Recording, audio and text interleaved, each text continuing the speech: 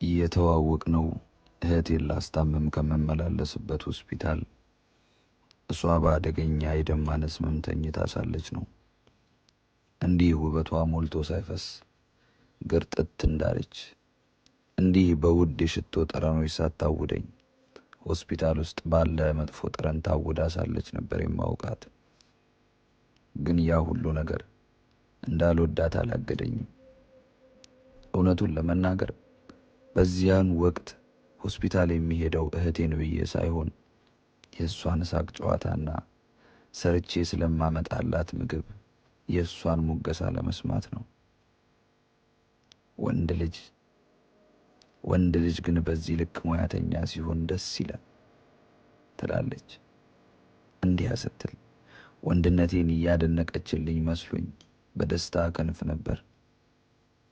እንዲያ የተጀመረ ግንኙነታችን በጊዜ ሂደት አንተን ያገባች እኮ የታደለች ናት ስትል ከርማ የታደለችው እሷ ሆና ወደ ቤት የገባች።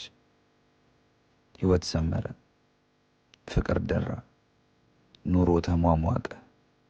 ሙያዬን በጣም እንደምትወድልኝ በማመን ደከመኝ ሰለቸኝ ሳልል በተለምዶ የሴት ስራ የሚባሉትን አብዛኛውን ደስ እንዲላት ሰራ ነበር። ነገር ግን እኔ መስራቱ ሳይሰለቸኝ እሷ የኔ መስራት ሰለቻት። አንድ ቀን ከስራ ስትወጣ አመሻሽ ላይ ደወለች። እኔ ደግሞ ሰርፕራይዝ ላረጋት ከስራ በጊዜ ወጥቼ የሻማ እራት እያዘጋጀው ነበር። ሄሎ የኔ ፍቅር፣ ወይ የት ነህ? ቤት ቆንጆ እራት እያዘጋጀው። መቼም የዛሬዋን ምሽት ልዩ ነው የምናደርጋት። እኔ የምልህ መቼ ነው ግን እንደ ወንድ ወጣ ብለን ኮስተር ያለ ህይወት የምናየው?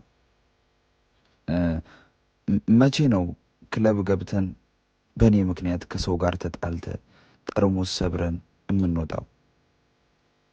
መቼ ነው እንደ ሌሎቹ ወንዶች ዶሮ አርደ ስሪ፣ በጉን አርደ ገፈ አበሳሲው መጣው ብለህኝ የሴት ወጉን የምታሳይ? መቼ ነው ኮስተር ቆፍጠን የምትለው? ብላ ስልኩን ጆሮዬ ላይ ዘጋችው። አዘንኩ፣ ከፋኝ። ሴታ ሴት ብላ የሰደበችኝ ያህል ውስጥ የተሰበረ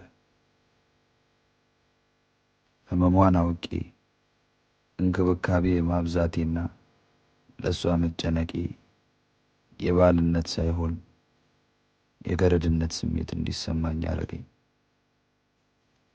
መጠጥ ማቆሜ፣ በባዶ ማንነት ደረቴን ወጥሬ ጉራ ለመቸርቸሬ፣ ከምንም በላይ በራሴ እጅ ሰርቼ መብላቴ አስናቀኝ።